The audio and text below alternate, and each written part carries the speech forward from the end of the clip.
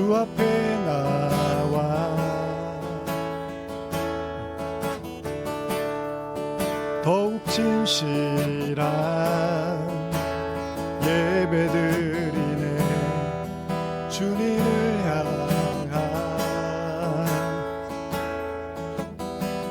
노래 이상의 노래, 내 맘 깊은 곳에 주께서 원하신 것, 화려한 음악보다 끝없는 열정보다 중심을 원하시죠. 주님께 드릴 마음의 예배, 주님을 위한, 주님을 향한 노래, 중심 잃은 예배 내려놓고 이제 나 돌아와 주님만 예배해요.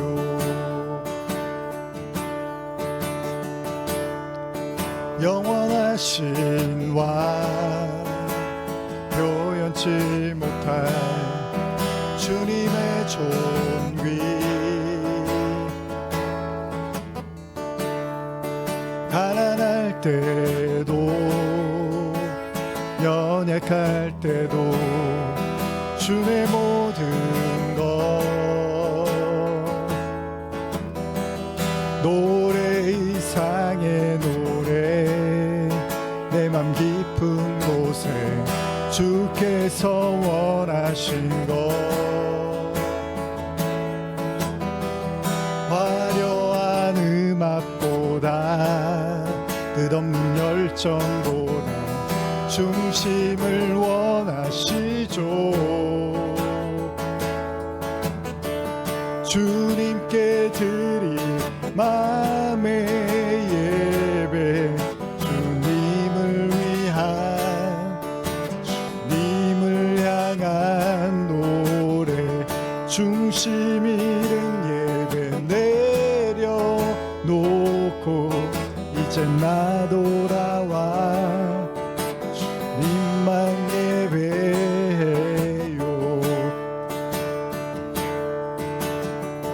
주님께 드린 마음의 예배, 주님을 위한, 주님을 향한 노래, 중심 잃은 예배 내려놓고 이제 나 돌아와 주님만 예배해요.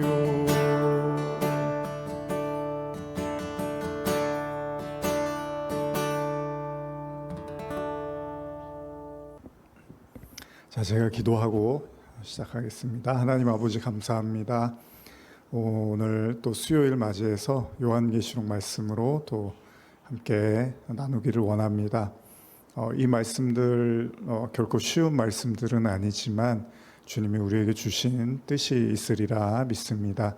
우리가 이 말씀 한 절 한 절 읽어 나가며 또 묵상하고 또 말씀을 나눠 나갈 때 우리에게 오늘 꼭 필요한 말씀들, 또 들어야 될 말씀들 듣게 하시고, 또 결국은 이 모든 주님의 말씀이 또 사랑과 우리에게 은혜를 주시고자 하는 그런 마음이 담겨 있음을 또한 깨닫게 하여 주시옵소서.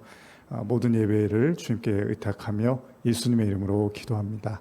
아멘. 자, 오늘은 요한계시록 강의 6번째 시간이고요.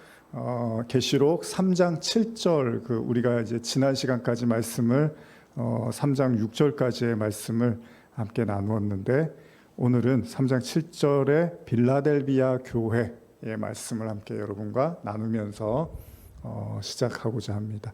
자, 3장 7절 말씀 한번 같이 읽어보겠습니다. 시작. 빌라델비아 교회의 사자에게 편지하라. 거룩하고 진실하사 다윗의 열쇠를 가지신 이 곧 열면 닫을 사람이 없고 닫으면 열 사람이 없는 그가 이르시되. 자, 빌라델비아 교회에 이제 편지를 우리가 함께 오늘 나누고자 하는데요. 먼저 제가 주석을 좀 인용해서 여러분들께 빌라델비아 교회가 어떤 교회인지를 좀 먼저 나눠드리고자 합니다. 빌라델비아는 사대 동남쪽 약 40km 지점에 위치한 고원 도시로서 이 포도 생산지로 유명했다고 합니다. 그곳은 서머나와 루디아 왕국으로부터 동방으로 가기 위해 제일 먼저 들러야 하는 도시로서 동방의 관문이라고 일컬어지기도 했습니다. 그래서 농업과 상업이 발달하여 경제적으로 상당한 부를 누렸으나 또 지진이 잦았다고 합니다. 그래서 피해가 좀 많이 있었다고도 하고요. 그리고 이제 역시나 이곳 역시도 많은 신전과 종교적 행사가 있어서 AD 5세기에는 작은 아테네로 불릴 정도였습니다. 그러니까 뭐 아테네 하면 우리가 너무나 잘 알죠. 그러나 빌라델비아는 이교 신전과 종교 행사가 많고 또 2, 3장에 나타난 소아시아의 7교회가 위치한 지역 중 또 가장 짧은 역사가 있었음에도 불구하고요. 이런 내용이 있더라고요. 아시아가 이슬람 교도들에 의해서 짓밟힐 때 유일하게 기독교의 보루로서 신앙적인 면에서 가장 칭찬을 받은 지역이다라고 이렇게 기록이 되어 있습니다. 그래서 우리가 또 빌라델비아 교회를 향한 주님의 말씀을 우리가 이제 살펴보면서도 느끼겠지만 이런 여러 가지 어려운 상황들 뭐 다 똑같았잖아요. 우상 숭배도 심했고 또 경제적인 어떤 부도 있었고 그럼에도 불구하고 신앙을 이제 잘 지켰던 모습을 가지고 있었던 것으로 보입니다. 근데 여기 이제 오늘 제가 나누고자 하는 말씀 중에 이제 중요한 게 다윗의 열쇠라는 이 말씀을 좀 여러분과 나누려고 하는데요.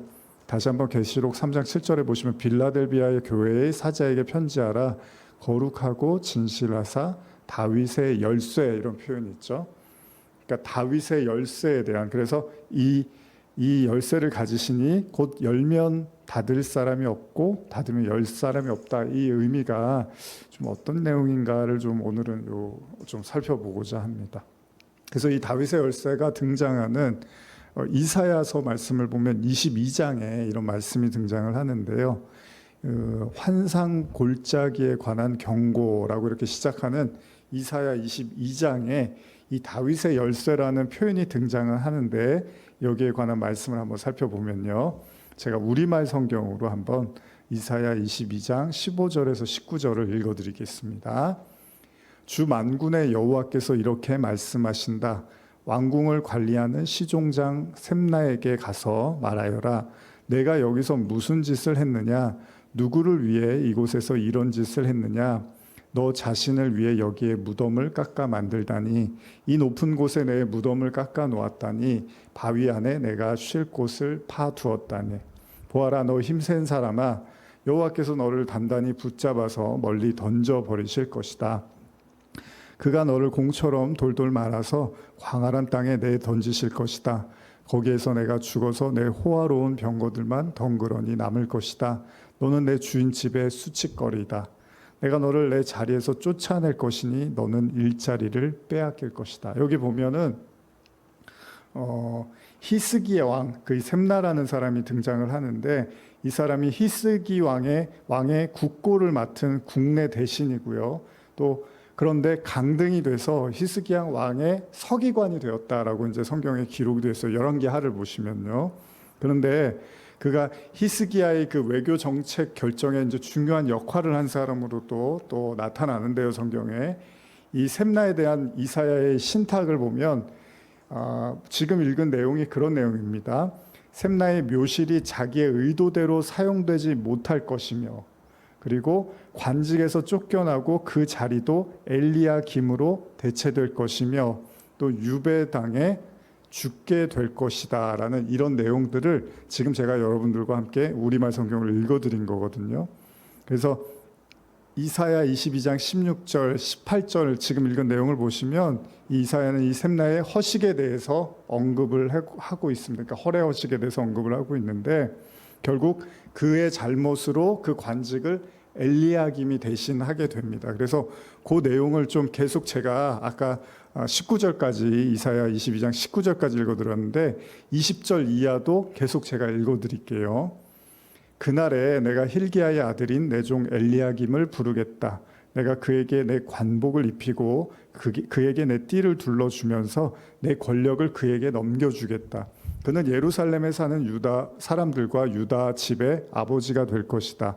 그리고 내가 다윗 집의 열쇠를 그의 어깨에 두겠다. 그가 열면 닫을 사람이 없고 그가 닫으면 열 사람이 없을 것이다. 내가 그를 잘 다져진 곳에 말뚝을 박듯이 견고하게 해줄 것이니 그가 선왕의 집에 영광의 보좌가 될 것이다. 그 집의 모든 영광이 그에게 걸릴 것이다. 작은 컵에서부터 항아리에 이르기까지 모든 작은 그릇과 같은 그의 자손과 후손의 영광이 그에게 달려 있을 것이다.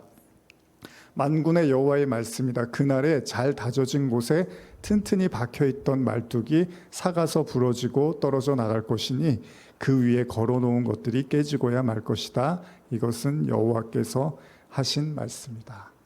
지금 제가 이사야 22장 20절에서 25절까지를 또 이제 그 샘내에 대한 말씀을 여러분과 읽어드렸는데 여러분들께 이 22절의 내용을 좀 살펴보면은 여기서 이제 다윗의 집의 열쇠라는 표현이 나옵니다. 다윗의 집의 열쇠를 그에게 맡겨두겠다, 그의 어깨에 맡겨두겠다 이런 표현이 나오는데 주석을 이 내용도 한번 살펴보면 다윗의 집은 유다 왕궁을 이제 일컫고 있습니다. 그래서 열쇠를 그의 어깨에 둔다는 말은 위정자의 책임이 무거움을 강조하는 비유적 표현인데 무겁고 긴 열쇠를 어깨에 둘러매었던 고대의 풍습이 반영이 되고 있습니다.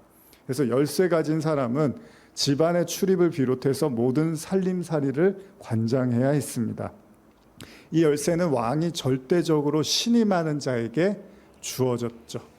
그래서 지금 다윗의 열쇠에 대한 이제 내용을 나누고 있는데 그러면 왜 샘내는 더 이상 국고를 맡을 수 없게 됐느냐라고 했을 때 다시 그 샘내의 잘못에 대한 이야기를 한번 살펴보면 제가 이걸 현대어로 22장 이사야 22장 16절을 아까 읽었던 이제 우리말 성경을 읽어드렸는데 현대로 한번 더 읽어드릴게요. 왜 이 사람이 그 국고의 열쇠를 가지고 있다가 그거를 빼앗기고 다른 사람에게 넘겨줄 수밖에 없었는지에 대한 내용입니다. 너는 도대체 이 나라에서 무엇하는 사람이냐? 나라는 위태로운데도 불구하고 너는 죽어서도 편히 쉴 무덤을 파고 능을 만들어 놓았느냐? 도대체 내가 무엇이기에 드높은 곳에 바위를 파서 내 사후의 안식처를 꾸며 놓았느냐? 이제 이런 말씀이십니다. 개역개정으로 한번 읽어드릴게요. 내가 여기와 무슨 관계가 있느냐? 여기에 누가 있기에 여기서 너를 위하여 묘실을 팠느냐? 높은 곳에 자기를 위하여 묘실을 팠고 반석에 자기를 위하여 처소를 쪼아내었도다. 이게 지금 제가 이제 뭐 좀 생소하게 들리실 수도 있는데요. 갑자기 이게 무슨 얘기지? 뭐 이러실 수 있는데 이 내용들 살펴보면 그 히스기야 왕의 국고를 맡은 그 샘내가 재물을 이용해서 자신의 이제 묘를 준비했다는 거예요. 뭐 쉽게 말하면 묘를 이제 준비했는데 그냥 준비한 게 아니라 좀 화려하게 치장하고 뭔가 허례허식을 부렸다는 거죠. 그래서 굳이 어렵게 생각하지 않아도 자신의 묘실을 파고 반석에 자신의 처소를 만들었다는 내용만 보더라도 이 사람이 이제 욕심이 있었던 걸로 알 수 있어요. 그래서 그 열쇠를 빼앗깁니다. 그래서 이제 하나님이 다른 사람에게 이제 왕궁의 열쇠를 주는 거죠. 그래서 다시 말하면 다윗의 집의 열쇠는 다윗 왕궁의 열쇠를 의미하기도 합니다. 그래서 하지만 결국 왕이신 하나님께서 그 신뢰하는 자에게 그 열쇠를 준다는 거니까 당연히 그렇죠. 여러분들 곳간 열쇠를 아무한테나 주지 않잖아요. 여러분들의 뭐 재정이나 뭐 통장이나 뭐 그런 거 아무한테나 얘기해 주지 않잖아요. 정말 믿을 수 있는 사람한테만 말하는 거잖아요. 그래서 이 다윗의 열쇠, 지금 이제 요한계시록 3장 7절에 나타나는 그 다윗의 열쇠를 제가 지금 설명해 드리고 있는데 그래서 예수님도 이제 제자들에게 이런 비슷한 말씀을 하시죠. 이거 한번 찾아볼까요? 마태복음 16장 18절에서 19절입니다. 네, 찾으셨으면 한번 읽어볼까요? 시작. 또 내가 내게 이르노니 너는 베드로라. 내가 이 반석 위에 내 교회를 세우리니 음부의 권세가 이기지 못하리라. 내가 천국 열쇠를 내게 주리니 내가 땅에서 무엇이든지 매면 하늘에서도 매일 것이요 내가 땅에서 무엇이든지 풀면 하늘에서도 풀리리라 하시고. 잘 아시는 말씀이죠. 뭐 간단한 말씀은 아닙니다. 여러분, 예수님은 뭐 베드로한테 진짜 열쇠를 주셨나요? 그렇지 않았잖아요. 근데 갑자기 내가 천국 열쇠를 내게 주겠다. 베드로가 뭘 받은 게 없잖아요. 근데 무슨 얘기입니까? 그러니까 이런 얘기들이 진짜 깊이 들여다보면은 사실 간단한 얘기는 아닙니다. 그래서 한번 여러분들에게도 오늘 한번 생각해 보시라고 제가 이제 이 다윗의 열쇠와 관련해서 말씀을 나누고 있는데, 예수님께서 반석 위에 교회를 세우겠다고 말씀을 하십니다. 즉 땅 위에, 그러니까 하늘의 거를 세우겠다는 거죠. 여러분, 교회는 하늘의 것이잖아요. 그 땅에 이제 우리가 주기도문에서 뜻이 하늘에서 이루어진 것 같이 이제 땅에서도 이루어지리라 하는데, 이 땅에다가 하나님이 하늘의 것을 세우시겠다고 하는 거잖아요. 근데 그게 이제 눈에 보이는 교회는 아니죠. 우리가 주일날 나눴지만 성전의 개념이 하나님이 우리 안에 임재하시고 성령으로 함께 하시면 우리가 성전이라고 했고, 그러한 자들이 모인 상태를 교회라고 하지 이 건물을 교회라고 하지는 않는단 말이에요. 근데 구약에는 워낙 성전제일주의다 보니까 눈에 보이는 성전을 이제 교회의 개념으로, 성전의 개념으로 이해를 했고, 지금도 그런 성전을 계속 이제 바라보고 기대하고 있는 것으로 우리가 알고 있죠. 그런데 예수님께서 이제 다윗의 그 열쇠 개념처럼 베드로에게도 천국의 열쇠를 맡기겠다라는 그런 말씀을 하신단 말이에요. 결국 우리는요, 이제 하나님께서 이 땅에서 우리에게 허락하신 것들이 있는데, 이렇게 생각하시면 돼요. 무슨 열쇠를 준 게 아니잖아요, 베드로가. 그런데 그 이야기는 뭡니까? 베드로를 통해서 그 하늘적 교회를 이제 이루어 나가시고 만들어 가시겠다는 거죠. 물론 예수님이 다 하신 일이에요. 십자가와 부활로 이제 다 하신 사역이지만, 이제 이것을 누구를 통해서, 여러분 뭐 교회를 이제 우리도 이렇게 교회를 하지만 교회가 그냥 저절로 생기는 건 아니잖아요. 누군가 이제 교회를 하겠다, 섬기겠다, 헌신을 하고 내가 뭐 목회자로나 말씀을 전하겠다 이러면서 누군가의 어떤 이제 그런 출발이 되고, 그 다음에 사람들이 모이면서 교회가 시작되고, 뭐 그러면서 건물도 이제 얻을 수 있고, 그 다음에 문제겠죠. 마찬가지로 예수님께서 이제 베드로를 통해서 이제 베드로에게 너를 통해서 이제 교회를 이 땅에 세워나가는 그런 역할들을 이제 시작한, 어떻게 보면 시초의 개념이잖아요. 그래서 뭐 캐톨릭에서는 이제 제1대 일종의 그 교황 개념으로 이제 베드로를 이야기도 하는 게 그런 의미인 거잖아요.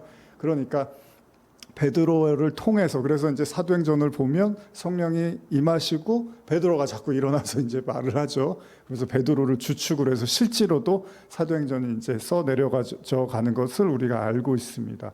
바꿔 말하면 진정으로 하나님께서 이제 그 열쇠를 받은 자, 그에게 그를 통해서 이제 이 땅에서 그를 통해서 이제 교회를, 하나님의 나라를 구현해 내겠다고 하시고, 그것을 베드로에게, 다른 제자들한테는 말씀 안 하셨어요. 베드로한테 이렇게 말씀을 하신단 말이죠. 그러면서 너는 베드로라, 이렇게 지금 성경에서도 표현을 하고 있습니다. 그래서 마태복음 16장 19절을 보시면 땅에서 매면 하늘에서도 매이고 땅에서 풀면 하늘에서도 풀릴 것이다, 이런 말씀이 있어요.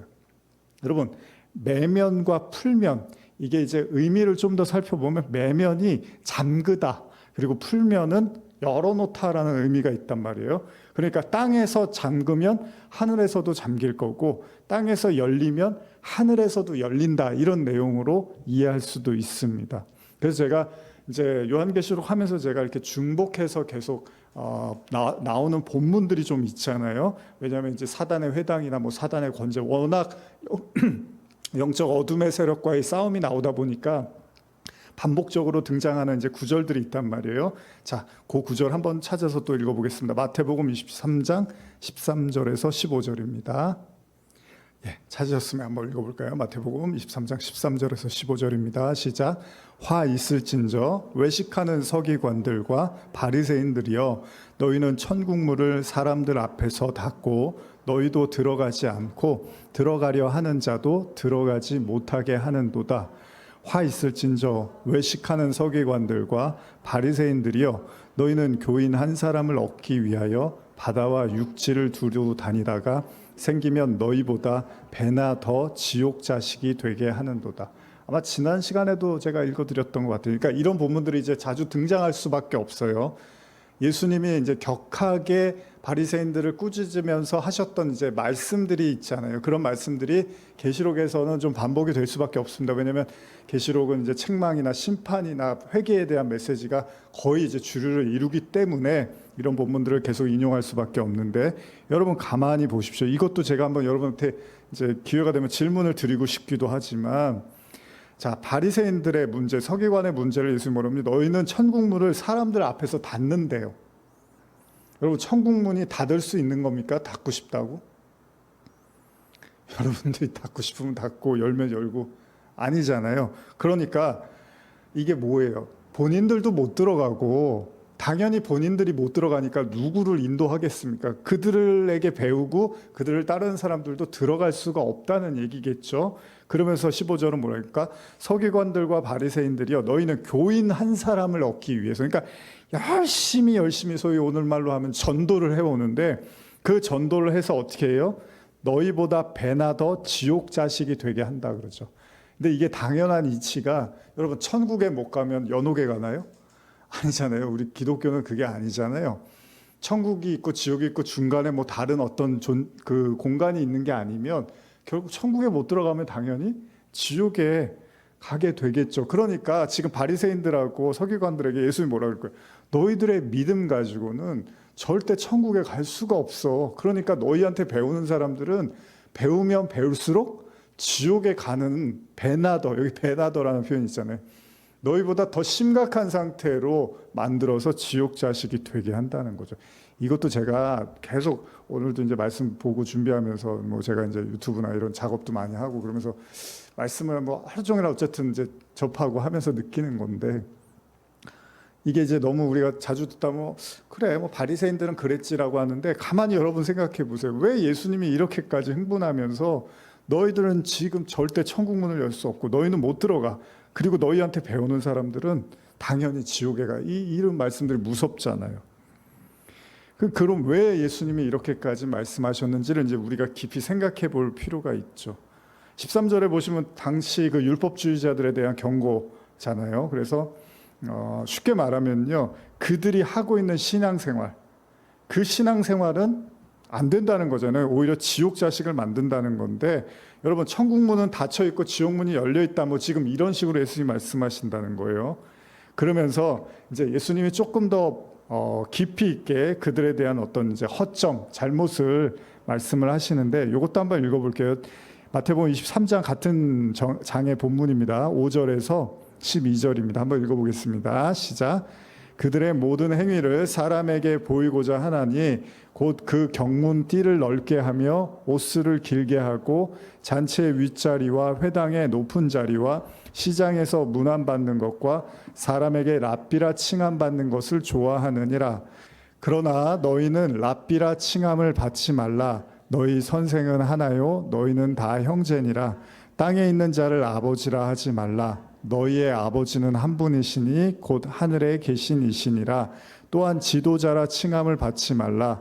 너희의 지도자는 한 분이시니 곧 그리스도시니라. 너희 중에 큰 자는 너희를 섬기는 자가 되어야 하리라.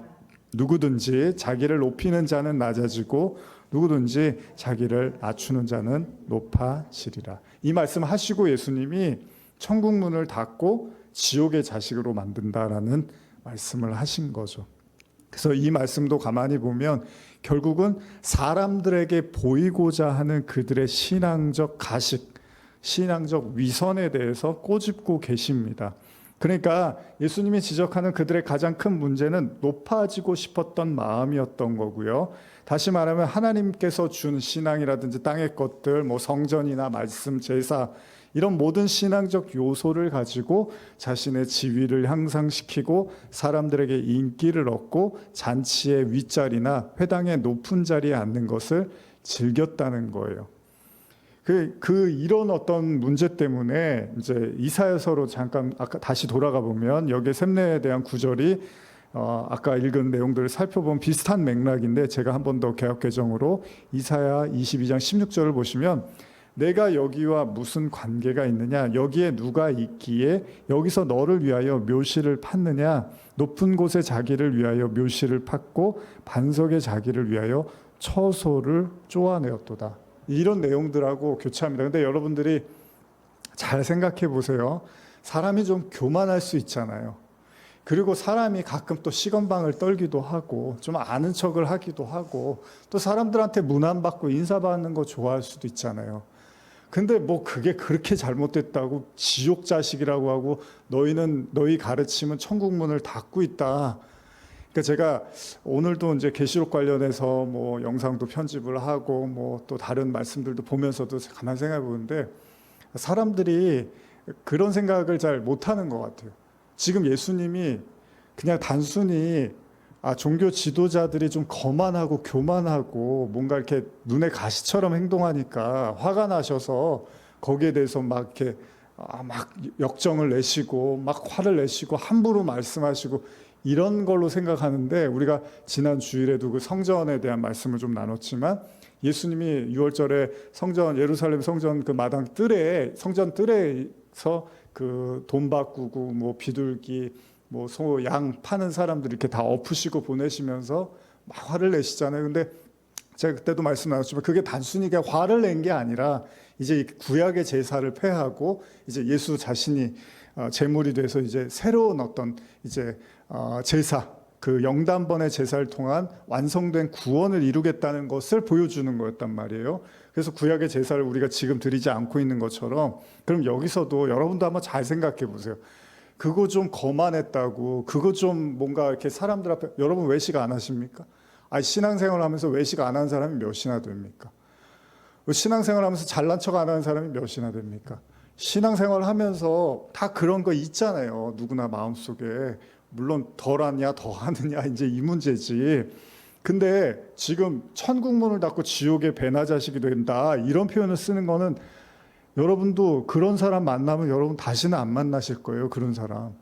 내가 조금 뭐 그래 보기에 좀 내가 거만해 보이고 교만해 보일 수 있지만 어떻게 말을 저따구로 하냐, 나한테 무슨 천국에 못 들어가고 지옥의 배나 자식이나 만드는, 뭐 예를 들면 저한테 만약에 그렇게 말을 한다면, 그러면 그런 사람을 누가 만나고 싶겠습니까? 그러면 사람들이, 근데도 성경을 볼 때 그냥 그런가 보다, 예수님이 뭐 화가 나셨나 보다, 이거는 그런 화가 나서 순간적인 흥분하시고 이런 얘기가 아니라 지옥과 지금 천국에 대해서 명확하게 말씀을 하셨는데, 또 이런 얘기도 그냥 이제 혼을 좀 내시려고 과격한 표현을 쓰신 거야. 그러면 요한계시록도 다 그냥 그런 얘기를 하는 거예요. 그냥 듣기 그냥 이렇게 좀 겁을 좀 내주려고, 뭐 애들한테 혼낼 때 망태 할아버지 온다 말 안 들으면, 뭐 예수님이 지금 그런 거 갖고 협박하는 게 아니잖아요. 그럼 지옥은 없는 거예요? 원래 지옥은 없는데 다 천국에 갈 건데 여기서 좀 혼 좀 내시려고 하는 그런 얘기가 아니잖아요. 구원과 심판에 대한 그 명확한 선을 제시하고 있단 말이에요. 나중에는 뭐 영혼 하나를 실족하게 하면 연자맷돌로 그냥 빠져 죽으라고까지 얘기를 하셔요. 이런 얘기까지 하시는 분이 예수님이었단 말이에요. 그러면 여기서도 여러분들 진지하게 보셔야 되는 거예요. 왜 이렇게까지 예수님이 흥분하시고 지옥을 얘기하시고 뭐 천국에는 못 들어갈 것처럼 말씀하시냐는 거예요. 근데 제가 지금 이사야 말씀도 읽어드렸지만은 가만히 보십시오. 이제 진짜 여러분과 제가 하나님을 믿는 사람이라면, 정말 예수 그리스도를 믿는 사람이라면 어떤 마음을 갖고 어떤 삶을 살 수밖에 없냐면, 이 땅을 살아가는 유일한, 우리의 가장 중요하고 유일한 목적이 하나님 나라여야 하고, 그 나라를 확장시키는 것에 우리의 모든 관심과 목적과 삶의 이유가 있는 거예요. 그래서 바울이 그러잖아요. 너희는 먹든지 마시든지 그냥 하나님 영광 위해서 해. 그런 말들이 그냥 하는 얘기가 아니에요. 정말로 그 구주를 만나고 그리스도를 만난 사람들은 그런 삶을 살게 된다라는 거예요.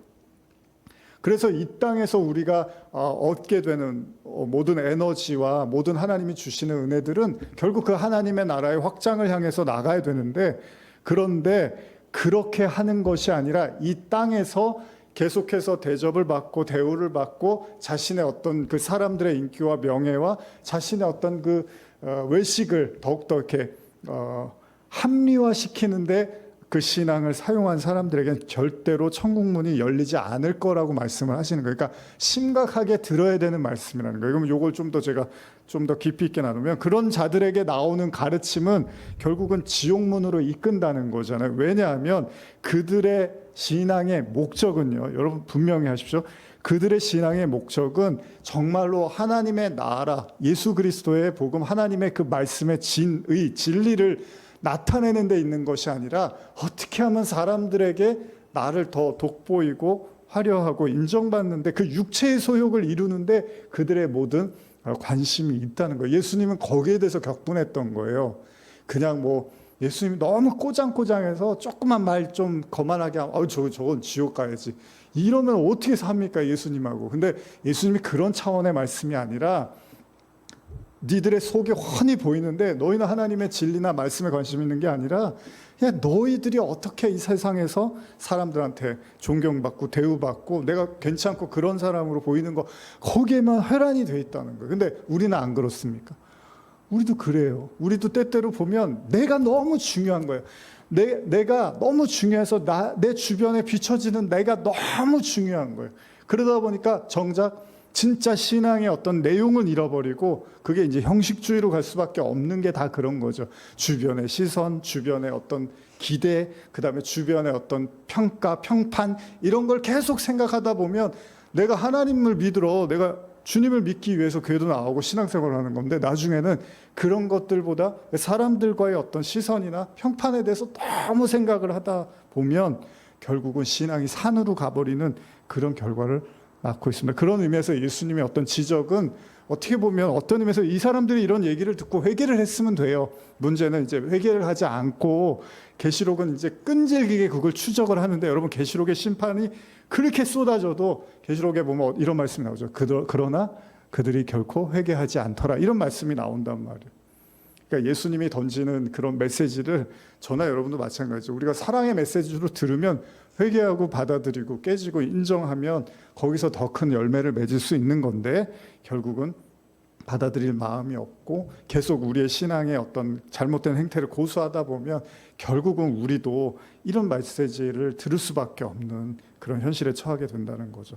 다시 말하면 열린 하늘문을 바라보지 못하고 그 땅에서 그 기쁨을 계속해서 찾으려고 하고, 그 땅에 주는 기쁨을 얻기 위해서 자신의 그 신앙도 땅의 것으로 만들어버린다는 거예요. 이게 피상적이니까 제가 좀 더 설명을 해드릴게요. 한번 마태복음 20장 17절에서 22절 한번 읽어볼까요? 마태복음 20장 17절에서 22절입니다.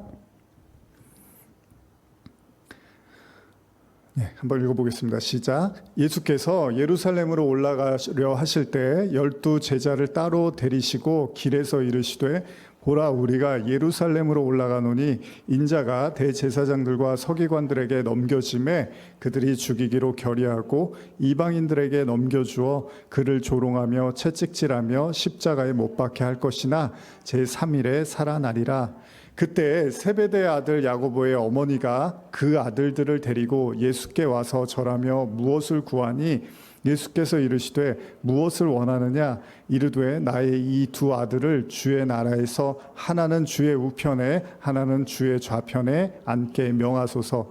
예수께서 대답하여 이르시되 너희는 너희가 구하는 것을 알지 못하는도다. 내가 마시려는 잔을 너희가 마실 수 있느냐. 그들이 말하되 할 수 있나이다. 예수님이 십자가 이야기를 하고 계십니다. 근데 야고보의 어머니와 어울러서 두 제자는 지극히 이제 인간적인 요구를 하죠. 자신의 아들들을 높은 자리에 앉혀달라는 겁니다. 그러니까 군림하고 싶어 한다는 거죠. 자, 이 지점에서 한번 우리도 신앙을 한번 가만히 생각해 보면, 제가 이제 그런 생각을 했던 것 같아요. 우리가 이제 예수님 믿고 천국 가고 싶고, 예수님 믿고 영원히 살고 싶고, 이제 이런 생각들을 하잖아요. 근데 그것도 나를 위한 거잖아요. 어차피 이 세상에서 잘 살고 싶은 것도 나를 위한 거고, 근데 뭐 천국이 있다고 하면 천국에 가서 잘 살면 좋고, 또 영원히 잘 살면 더 좋은 거고, 뭐 사실 다 이러나 저래나 나를 위한 거잖아요. 여러분들이 열심히 믿어갖고 여러분은 구원 안 받고 여러분들 가족을 위해서 지금 신앙생활 하시는 거 아니잖아요. 여러분들 예수님 열심히 믿었는데 나는 지옥에 가도 괜찮아. 오늘 뭐 제가 아까 말씀 잠깐 로마서 9장에 있는 내 고륙의 친척과 형제들을 위해서 뭐 내가 하나님께 버림받고 끊어져도 상관없다. 뭐 바울이 그런 고백했는데 그게 진짜 뭐 바울이 자기는 지옥에 가도 좋으니까 자기 동족들은 천국에 들어가게 해주세요. 뭐 그런 내용은 아닌 거잖아요. 여러분들이 어차피 신앙생활을 하는 이유는 여기서 잘 살든 근데 천국이 있다고 하니까 천국에 가서 잘 살면 좋고 또 영원히 살면 더 좋고 뭐 이래나 저래나 사실 나를 위한 거잖아요. 근데 여기서 이제 기독교 진짜 복음과 우리가 그걸 좀 구분해낼 필요가 있는 것 같아요. 그럼 하나님이 야, 여기만 세상이 있는 게 아니라 죽어서도 세상이 있어. 거기서 잘 살아야지. 여기서 잘 사는 거는 짧은 거야, 유한한 거야. 거기서 잘 살아야지. 그러면 그건 더 큰 욕심을 부리는 거잖아요. 어차피 잘 살고 싶은데 여기서만 행복한 건 억울하니까 그런 데가 있었으면 저는 그런 데 들어가야죠. 그러면 이거는 신앙이 더 큰 욕심을 부추기고 결국 더 큰 욕심을 어떻게 보면 보기 좋게 정당화시키는 것밖에 더 되겠습니까? 11조 열심히 해야죠. 하나님이 11조 열심히 한 사람들은 하나님이 재정을 아주 복을 아주 넘치도록 준대. 그래요? 그러면 그 사람이 물론 이제 믿음이 필요하겠지만 어쨌든 내가 돈을 벌긴 버는데 그게 여유치는 않은데 11조를 하면 하나님이 더 주신다고 했으니까 내가 11조 열심히 해서 돈 더 많이 받아야지. 뭐 어떻게 보면 그것도 물론 믿음이 작용하긴 해야겠지만 어쨌든 그것도 결국은 물질에 대한 욕심을 그렇게 뭐 주식을 할 수도 있고 뭘 할 수도 있는데 하나님께 11조 하면 더 준대. 그래서 뭐 제가 말씀드렸죠. 그런 거 갖고 이제 뜻대로 안 돼 갖고 뭐 이렇게 교회 그만 다니는 경우들도 있고 그것 때문에 문제 이렇게 상처받는 이런 경우들도 우리 많이 보잖아요. 그럼 복음이 말하는 게 뭡니까? 복음은 그러면은 어차피 뭐 이 땅에 사는 것보다 그냥 영원히 사는 게 더 좋으니까 이제 그런 얘기를 복음이 하는 걸까 단순하게.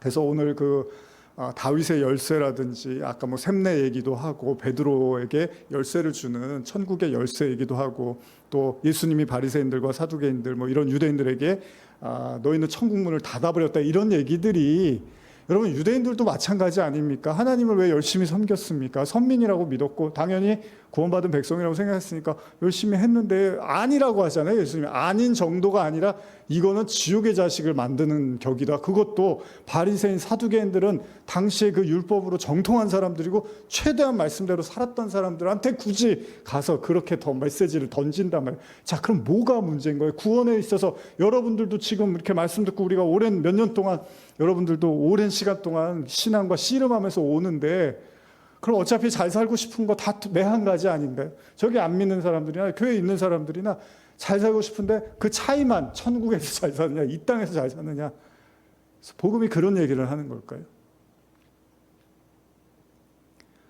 복음은 잘 사는 걸 얘기하는 게 아니죠. 복음의 목적은 뭐죠?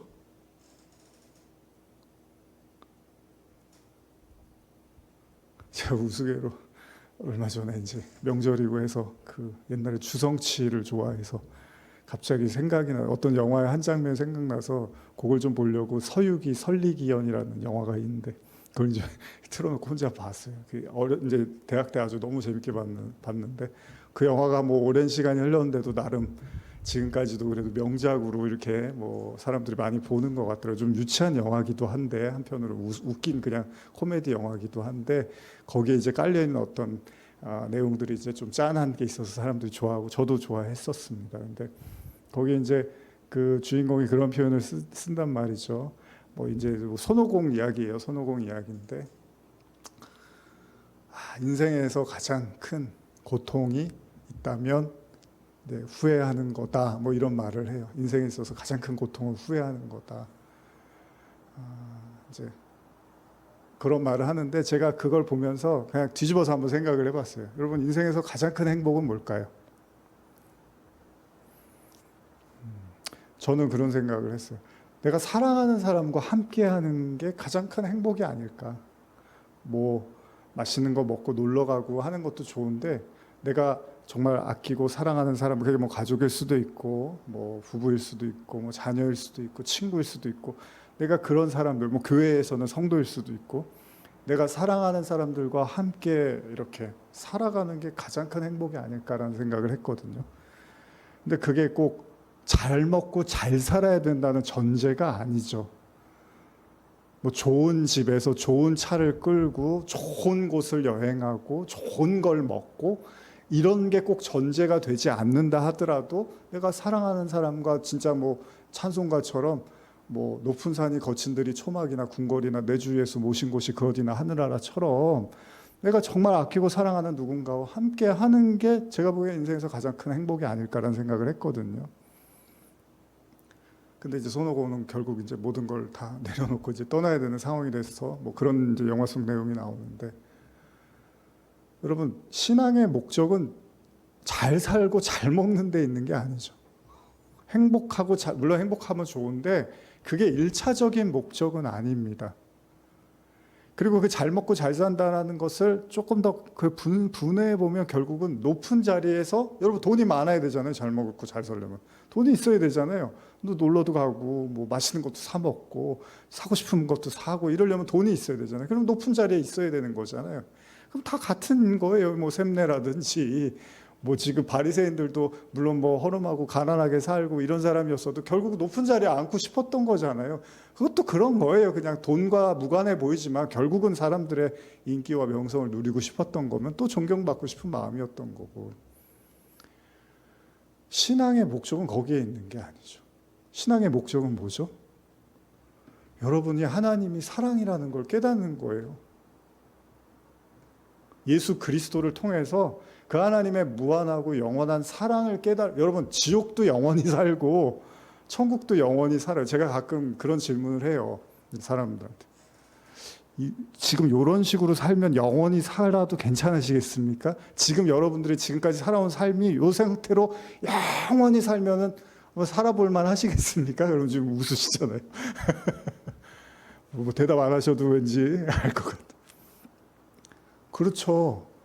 왜 그런지 아십니까? 우리가 그래도 크리스찬이니까 우리가 거기에 예라고는 대답을 잘 안 하실 거예요. 왜 그러냐 하면 성경대로 죄가 관영한 상태의 이 인생이라는 게 물론 좋은 일도 있고 재밌는 일도 있고 감사한 일도 있지만 그 속에서 우리가 너무나 많은 아픔과 괴로움도 많이 보게 되거든요. 근데 하나님이 그걸 허용하세요. 전도서 말씀처럼 인생에서 고통을 허용하신단 말이에요. 왜냐하면 죄가 관영한 상태에서의 인간사가 어떤지를 뼈저리게 우리가 느끼게 될 수밖에 없거든. 그래서 이렇게 영원히 살라 그러면 글쎄요라고 말을 할 수밖에 없는 거예요. 근데 개똥밭에 굴러도 이승이 최고라고 한 사람들은 이렇게라도 난 영원히 살고 싶어 이럴 수 있을 거예요. 근데 성도들은 그 죄가 뭔지를 알았고 그 죄가 관영한 이 인간 세상의 그 부패함과 그 보이지 않는 인간의 그 마음에 그 악을 우리 자신도 느끼고 있기 때문에 이 상태에서의 영원한 삶을 당연히 원하지 않습니다. 그래서 구원을 우리가 부르는 거잖아요. 진짜 구원해달라고 하는 거잖아요. 하나님, 이 죄로부터, 이 어둠의 세상으로부터 우리를 건져내서 정말 그 하나님의 영원한 나라로 우리를 들어가게 해주세요라고 구원하는데, 그것이 일차적인 목적이 아니라 더 본질적인 목적은 뭐예요? 하나님, 사랑의 하나님을 내가 영원히 동행하고 그분을 영원히 기뻐하고 감사하고 찬양하는, 그게 우리의 가장 근원적 이유죠. 그래서 에녹이 하나님과 동행했더니 이 땅에 더 이상 있지 않았다고 창세기에서 이미 딱 얘기를 하잖아요. 하나님과의 동행. 이건 제가 대학 때 아주 많이 드렸던 말씀인데, 성도의 목적은 여기서 잘 사는 게 아니라 천국 가서 잘 살고 싶어요가 아니라 여러분들이 하나님의 사랑, 하나님이 누군지를 알고 그분이 왜 사랑이고 나를 얼마나 사랑하는지를 깊이 뼈저리게 깨달아 그분과 영원히 혼인의 상태에 들어가는 것이 성도의 가장 중요한 목적이라는 거죠. 근데 그거를 모르는 사람들은 이제 신앙을 뭐 이렇게 나를 어떻게든 좀 이익을 챙겨야 되는 거예요. 뭐라도 어쨌든 하나님 믿었으니까 뭐라도 잘 돼야 되고, 뭐라도 좀 내가 이렇게 좀 잘 풀려야 되고, 뭐 어떻게든 이익을 봐야 되는 거죠. 근데 또 하나님은 그걸 잘 허락을 안 해주시거든요. 그러니까 이게 이제 맨날 하나님하고 뭔가 갈등이 있고, 신앙이 깊어지면 깊어질수록 하나님에 대한 회의와 원망만 더 쌓여가는 게 바로 이스라엘 백성에서 광야 40년이었죠. 그래서 40년 동안 한 게 뭐예요? 원망만 하는 거예요. 원망만. 하나님 미워요. 하나님 그렇게 저를 이해를 못하세요? 제가 그거 하나 해달라 하는데 그렇게까지 안 해주시네. 정말 대단하신 하나님입니다. 이렇게 되는 거예요. 나중에는 무슨 뭐라 그러죠? 애증의 관계가 되는 거예요. 하나님과 내 사이가. 그래서 부부들이 이제 사랑도 하는데 미워도 하고 이러다 보면 이제 결국은 나중에는 이제 뭐 따로 살자, 뭐 조론하자, 이혼하자 이렇게 될 수밖에 없는 거잖아요. 어떻게 보면 우리도 오늘날 많은 사람들의 신앙도 하나님하고 이렇게 믿기는 믿는데 언제든지 좀 이렇게 벗어날 수 있으면 벗어나고 좀 버리고 싶기도 하면 이런 마음들이 분명히 있을 거예요. 사람들 마음속에. 여러분, 복음은, 성경은 우리의 욕심을 더 부추기고 어차피 여기서 잘 못 살았는데 저기 가서 잘 살아 이런 유치한 논리가 아닙니다. 그건 또 다른, 어떻게 보면 또 다른 기복주의의 어떤 발현일 거예요. 다른 형태. 고린도전서 3장 10절에서 15절 한번 읽어보겠습니다.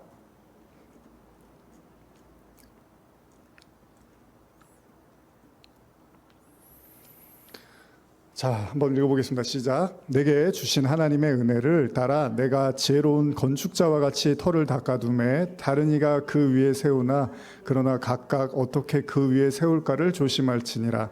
이 닦아둔 것 외에 능히 다른 터를 닦아둘 자가 없으니 이 터는 곧 예수 그리스도라.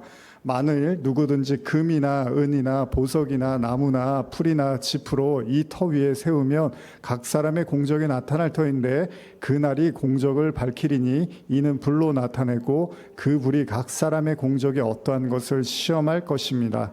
만일 누구든지 그 위에 세운 공적이 그대로 있으면 상을 받고 누구든지 그 공적이 불타면 해를 받으리니 그러나 자신은 구원을 받되 불 가운데서 받은 것 같으니라. 이 말이 좀 어렵죠. 근데 단순한 얘기입니다. 제가 현대어로 몇 구절만 이렇게 반복해서 읽어드릴게요. 3장 10절을 읽어드리면 하나님의 은총으로 유능한 건축자가 된 나는 기초를 놓았고 아볼로는 그 위에 건물을 세웠습니다. 그러나 그 기초 위에 건축을 하는 데는 세심한 주의가 필요합니다. 우리는 이미 예수 그리스도라는 참 기초를 놓았으니 그 외에 다른 어떤 기초도 놓을 수가 없습니다. 이게 뭐냐 하면요, 여러분과 제가 이 세상의 목적, 삶의 이유가 그리스도 외에 다른 것이 될 수도 없고 돼서도 안 되고 놔서도 안 된다라는 얘기입니다. 성도는 마땅히 그렇게 살 수밖에 없다는 거예요. 그런데 심판날이 오면요, 그 위에 이제 뭐 이것저것 아까 뭐 여러 가지 그 건축, 금은, 보석 이런 거 나오잖아요. 그런 거 막 세워놓고 풀이라든지 집 세워놓는데 심판날이 오면 공력을 불로 확 태워버릴 거라는 거예요. 그러면 그때야 알게 되는 거야. 아, 그리스도라는 반석밖에는 없구나. 나를 지탱해 주는 거. 내가 유일하게 살 수 있는 길은 예수 그리스도밖에는 없구나라는 걸 뼈저리게 느끼면 겨우 구원은 받게 될 거라는 거죠. 근데 아까 샘내도 그렇고 어떻게 했어요? 바리새인들, 사두개인들 그런 거에 관심이 있는 게 아니라 그 진리, 그 그리스도에 관심이 있고 그 하나님에게 관심이 있는 게 아니라 그걸로 자꾸 이렇게 높아지려고 하고 뭘 그 위에 자꾸 쌓으려고 해요. 그래서 아까 샘내의 표현을 보면은 반석 위에다가 그 묘실을 파고 뭐 이런 얘기가 나와요. 반석이란 표현이 나오거든요. 그리스도라는 진리라는 반석에다가 자꾸 자기가 뭐를 이렇게 덧붙이려고 하고 거기에 자기 유익을 위해서 뭔가를 거기다 자꾸 손을 대기 시작한다라는 거죠. 그래서 뺏어버리는 거예요, 키를. 그 다윗이 그래서 뺏어버린 거야, 하나님. 근데 베드로한테 왜 주셔요? 베드로는 이미 십자가 부활과 회개를 통해서 이제 그 성령을 받게 될 사도로서의 그 예수님이 이제 확고한 베드로에게 이제 너는 그렇게 될 거야라고 말씀하시면서 이제 내가 열쇠를 주겠다라고 미리 말씀을 하시는 거죠. 다른 목적이 없다라는 거예요. 쉽게 말하면 사도들은. 결국 우리는 복음을 통해서 제가 계속 연초부터 예배란 무엇인가에서도 계속 말씀드리죠. 여러분이 이 자리에서 왜 예배드리죠? 예수가 그리스도라는 걸 계속 배우는 거예요. 그걸 왜 맨날 배워요? 왜 바보도 아니고. 근데 너무 깊고 넓어서 매일 배워야 돼요. 광야 40년처럼 계속 배워도 새롭고 새로워요. 근데 안 새로운데 이러면 여러분들이 한번 스스로 점검해 보셔야 되는 거예요. 여러분들이 그 영적 싸움을 하고 있고 내 안에서 말씀이 먹히도록 계속 내가 뭔가 끊임없이 애쓰고 있으면 그 말씀을 들으면 또 새롭거든요. 근데 안 새롭다는 건 이미 어느 시점부터 이제 싸움이 멈춰버렸다는 거예요. 신앙이 그냥 정지해버리면 새롭지가 않아요. 그냥 똑같은 얘기, 목사님 왜 맨날 똑같은 얘기 하지? 이렇게 돼버리면 그러면 서로 불편해지는 거죠. 저도 전하면서. 듣는 사람도 불편하고. 근데 여러분들이 계속 묵상하고 기도하고 천성을 향해서 나가면 이게 들은 얘기인데 아는 얘기였는데 이게 또 이런 얘기였고 이렇게 되는 거예요. 자, 3장 8절입니다. 이제 또 한 절 읽고서 지금 이렇게 긴 시간을 써버렸네요. 자, 3장 8절입니다. 시작. 볼지어다. 계시록 3장 8절입니다.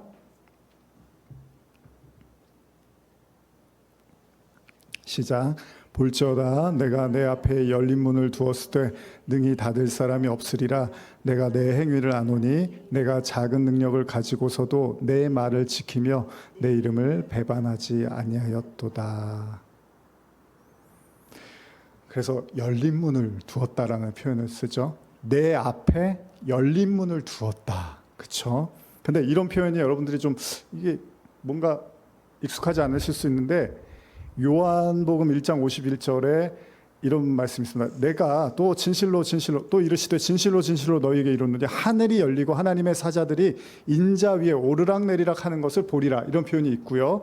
우리가 잘 아는 사도행전 7장에 스데반이 어떻죠? 성령이 충만해서 이제 돌에 맞아서 죽기 직전, 순교하기 직전에 하늘을 우러러 주목하여 하나님의 영광과 및 예수께서 하나님 우편에 서신 것을 보고 말하되 보라 하늘이 열리고 인자가 하나님 우편에 서신 것을 보노라. 이런 내용들이 나오죠. 그러니까 하늘문이 열렸다라는 표현들이 성경에 종종 등장을 합니다. 자, 계시록 3장 9절에서 12절 한번 읽어볼까요? 시간이 좀 많이 가서요.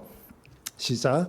보라 사탄의 회당 곧 자칭 유대인이라 하나 그렇지 아니하고 거짓말하는 자들 중에서 몇을 내게 주어 그들로 와서 내 발 앞에 절하게 하고 내가 너를 사랑하는 줄을 알게 하리라. 내가 나의 인내의 말씀을 지켰은즉 내가 또한 너를 지켜 시험의 때를 면하게 하리니 이는 장차 온 세상에 임하여 땅에 거하는 자들을 시험할 때라. 내가 속히 오리니 내가 가진 것을 굳게 잡아 아무도 내 면류관을 빼앗지 못하게 하라. 이기는 자는 내 하나님 성전에 기둥이 되게 하리니 그가 결코 다시 나가지 아니하리라. 내가 하나님의 이름과 하나님의 성 곧 하늘에서 내 하나님께로부터 내려오는 새 예루살렘의 이름과 나의 새 이름을 그 이 위에 기록하리라. 귀 있는 자는 성령이 교회들에게 하시는 말씀을 들을지어다. 우리가 그 빌라델비아 교회는 책망을 듣지 않은 교회로, 그래서 회개하라는 그런 말씀이 없죠.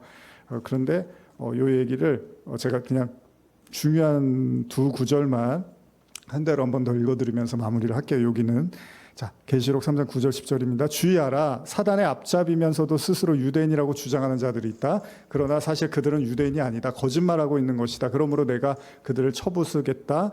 그들을 내 발 아래 엎드리게 하여 내가 너를 사랑한다는 것을 그들이 알도록 만들겠다.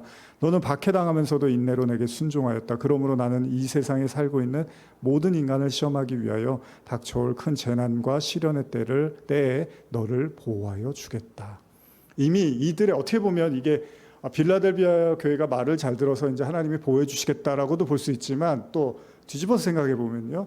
이미 이들이 겪어야 될 연단의 과정을 겪었기 때문에 하나님이 더 이상 이들에 대해서 심판할 것이 없다라는 의미로도 볼 수 있는 거예요. 그래서 제가 지난주에도 했지만 매는 어쨌든 빨리 맞든 늦게 맞든 맞긴 맞아야 되는데 이미 그런 것들을 잘 통과한 사람들에게는 여기 보십시오. 그런 시련과 환난을 그때 보호해 주시겠다고 하는 거예요. 그러니까 예수 그리스도의 길이라는 게 있고 그 십자가를 기점으로 해서 죽음과 부활 이런 길을 걸어가고 그걸 인내하면서 잘 환난은 인내는 연단은 소망을 이런 말씀처럼 그런 과정들을 잘 견디고 이겨낸 자들에게는 더 이상 그들에게 환난과 시련이 필요하지 않는 거예요. 하나님은 쓸데없이 환난을 주시는 분이 아니고 하나님은 불필요한 시련을 주시는 분이 아니에요.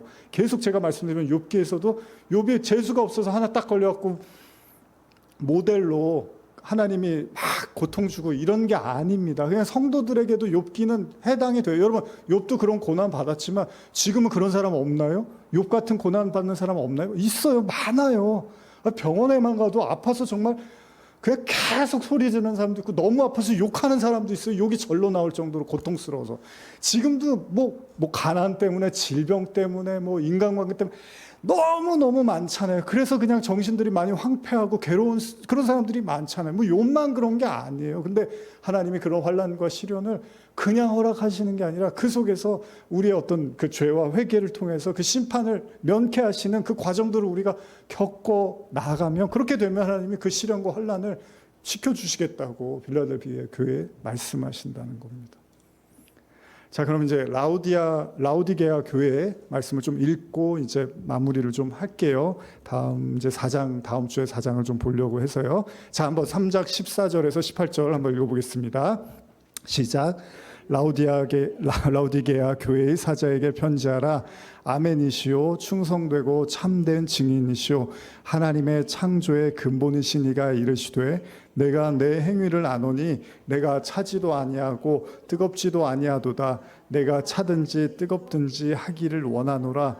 내가 이같이 미지근하여 뜨겁지도 아니하고 차지도 아니하니 내 입에서 너를 토하여 버리리라. 내가 말하기를 나는 부자라 부요하여 부족한 것이 없다 하나 내 곤고한 것과 가련한 것과 가난한 것과 눈먼 것과 벌거벗은 것을 알지 못하는도다.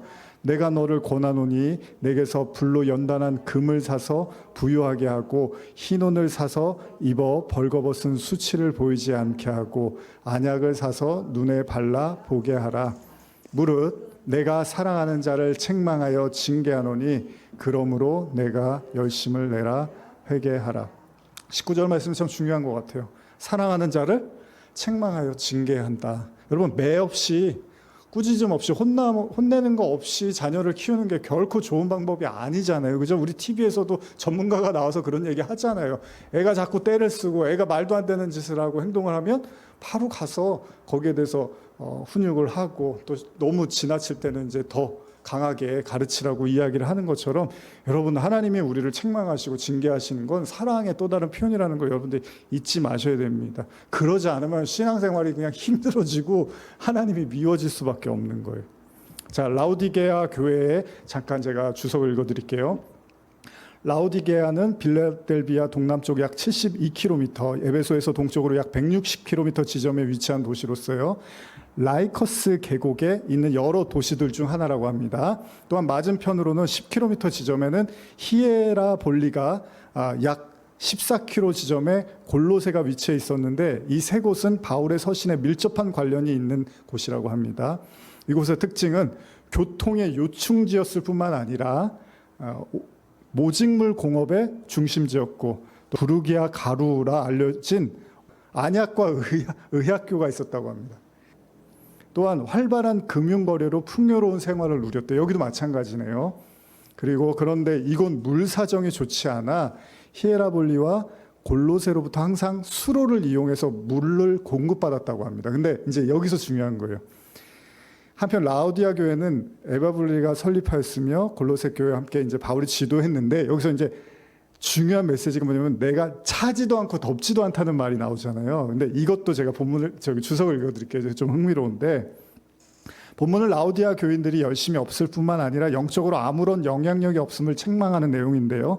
여기서 차다라는 것은 라우디게아의 물 사정이 좋지 않아서 약 16km 떨어진 골로새로부터 냉수를 공급받는 사실을 염두에 둔 것으로, 그들이 불신의 상태로 세상에 속하였음을 이제 시사하는데, 이게 왜 그러냐면요, 더웁다라는 건 인접한 히에라볼리의 온천수를 염두에 둔 것으로 신앙을 위한 열정을 비유한다고 합니다.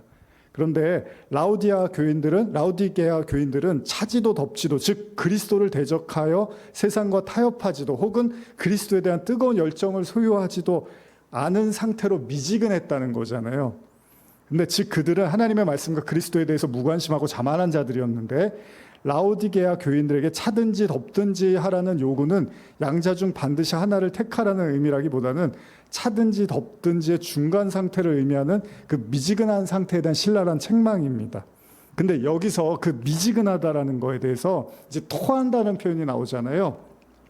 이 언급은요, 차다 더웁다라는 말과 관련되어 라우디게아의 교회의 영적 상태가 이제 무익하고 무력하다는 걸 말씀드렸죠. 근데 라우디게아 사람들은 히에라볼리로부터 끌어온 온천수와 골로새로부터 그 수로를 통해서 가져온 찬물을 공급받는 과정에서 물이 미지근하게 됐다는 거예요.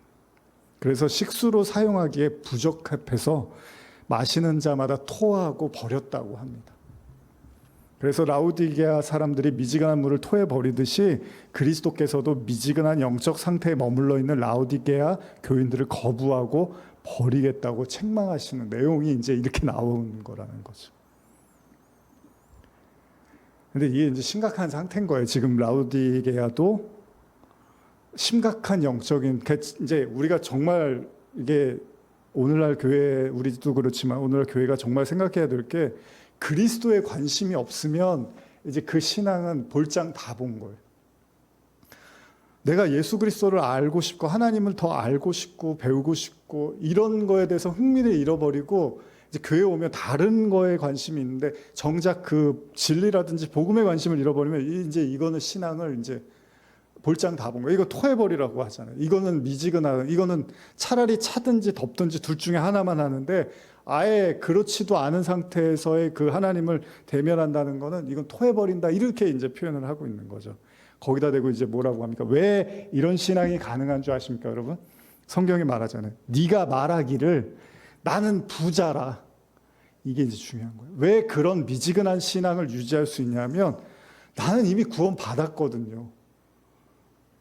그러니까 어떤 교회는 뭐 이제 다 교회들마다 다 이유가 있고 차이가 있겠지만 이제 교회 나오면 이제 구원을 받은 거니까 이제 더 뭐 그리스도에 대해서 가르치지도 않고 알지도 않고 뭐 해도 그냥 건성건성 예를 들면 하고 그냥 빨리 가서 전도하라는 거예요. 빨리.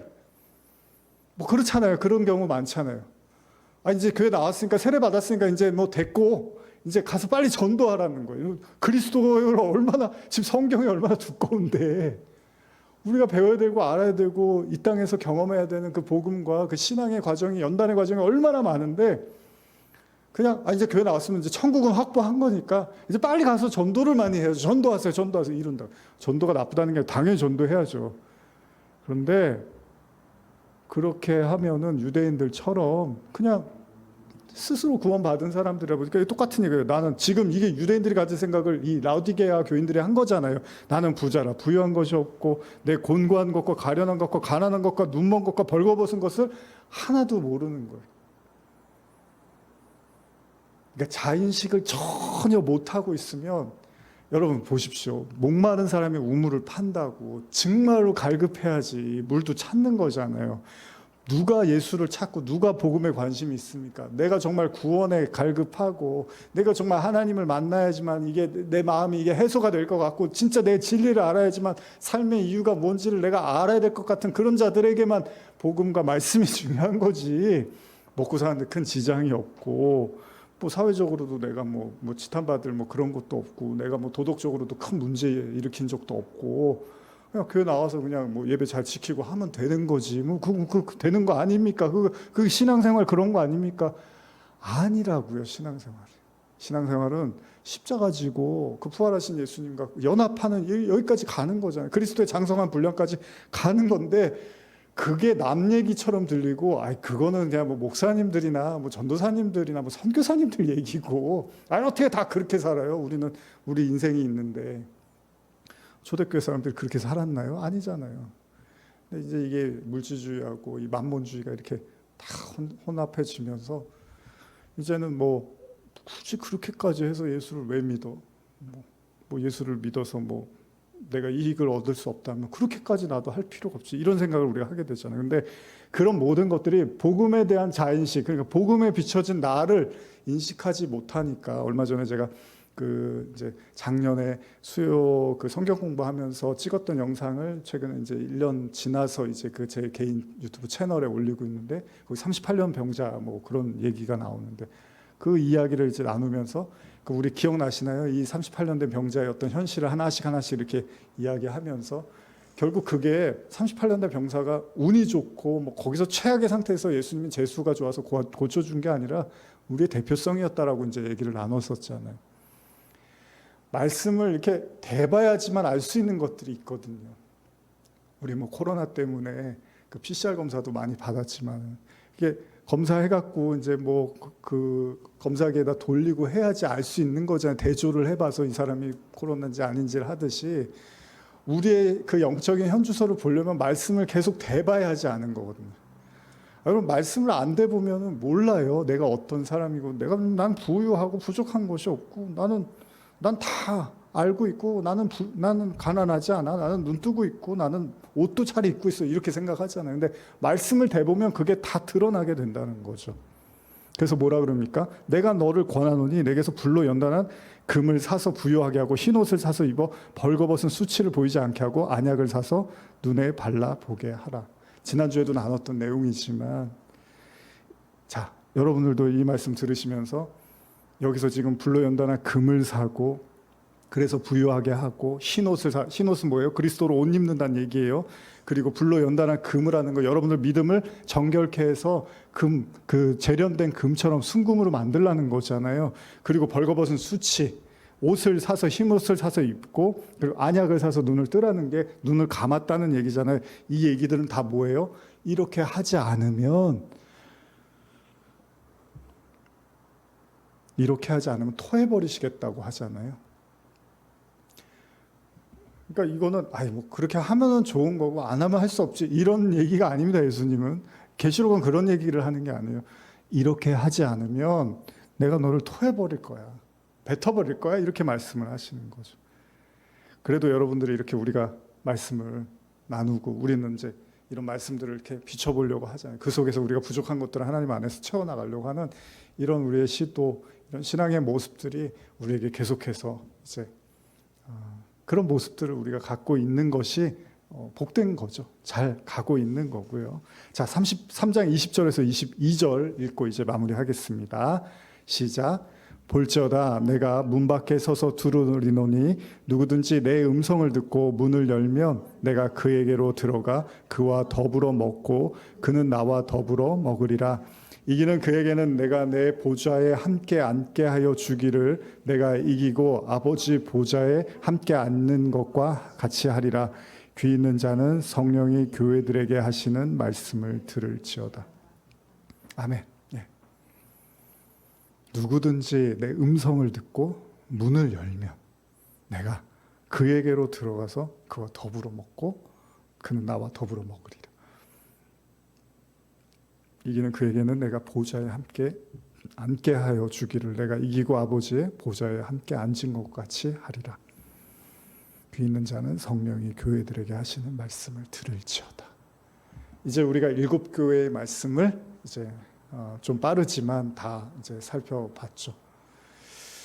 아까도 계속 말씀드렸지만 이 말씀들은 그냥 하시는 말씀들이 아닙니다. 구원과 직결되고 또한 구원받는 성도들은 반드시 짚고 넘어가고 회개해서 이런 예수님의 경고와 권면을 받아들이라는 말씀입니다. 그래서 저와 여러분들이 이 시간들이 우리에게 그런 의미에서 풍성하셨으면 좋겠고, 설령 우리의 연약함과 부족함이 계속 드러난다 하더라도 제가 분명히 말씀드리고 싶은 건 하나님은 사랑이십니다. 이게 가장 큰 명제입니다. 제가 알고 있는 성경의 가장 큰 명제는 하나님이 사랑이라는 거예요. 그 얘기는 뭐예요? 사랑은 사랑밖에는 안 나와요. 최소한 성도들에게 행하시는 모든 하나님의 말씀과 행동은 사랑밖에는 없다는 거예요. 여러분들 그걸 명심하세요. 자녀를 키워보면 부모님 마음이 그렇습니다. 물론 부족하고 어설프고 지혜롭지 못한 행동을 하고 말을 하기도 하지만 근간의 마음은 어쨌든 아이가 잘 자라고 행복하고 정말 자기가 즐거워하는 삶을 사는 게 부모의 당연한 마음이잖아요. 물론 꼭 다 그런 건 아니지만 부모님들이. 하나님은 말할 것도 없겠죠. 너무나 큰 사랑을 가지신 분이 째째하게 여러분들 가지고 개미 한 마리, 예전에 어렸을 때 개미 이렇게 하면 막 손으로 여기 막았다가 저기 막았다가 물 떨어뜨려서 막 괴롭히면서 힘들게 했는데 하나님이 할 일이 없어서 우리 데리고서 그런 분이 아니죠. 오늘 좀 제 진심이 좀 더 전달됐으면 좋겠는데, 하나님의 모든 여러분들 향한 모든 메시지와 모든 행동은 사랑입니다. 이게 요한계시록에서 가장 여러분들이 마지막까지 잊지 말아야 돼요. 에베소 교회의 처음 사랑을 회복하라는 그 처음 사랑의 메시지도 어쩌면 그 하나님의 사랑을 깊이 회복해야 되지 않는가라는 생각을 해봅니다. 오늘 제가 드리는 모든 말씀도 그런 사랑으로 들려지기를 간절히 소원하면서 제가 기도하고 주기도문으로 오늘 모든 예배를 마치겠습니다. 하나님 아버지 감사합니다. 우리 몇 안 되는 우리 이 수요 예배 인원이지만 그래도 너무 감사합니다.